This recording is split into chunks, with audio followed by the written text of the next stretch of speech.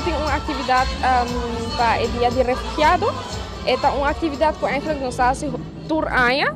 Nós temos 3 ou 4 anos fazendo de caba, onde nós estamos bem juntos para celebrar o dia aqui. Nós estamos por fazer um dia onde tour é refugiado na gente local também quem está por vir join-nos para celebrar o dia aqui, mas também para nos conscientizar gente que é o dia de refugiado.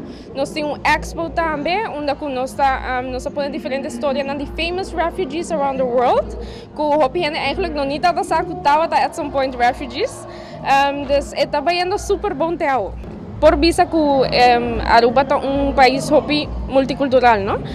Nós temos gente de Colômbia, República Dominicana, nós temos diferentes bandas na está tocando, nós estamos diverse hour.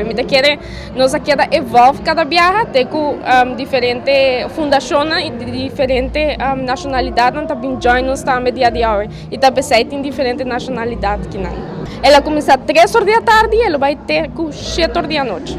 Tem live art exposition, onde o artista que nos clientes também abem e lá ser inspirado para fazer arte riba e canvas. Nós temos wega de mesa, wega mexicano de mesa e também nós temos 90 turcos grátis de comida e bebê.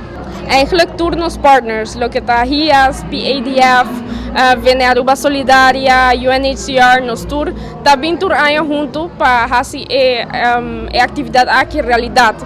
Dus nós temos divisa nandanki também, gente não com a donação, com a Subway, diferente gente também, gente não com a vende nos conan para nos porduna que não com a cliente não de nos mês também.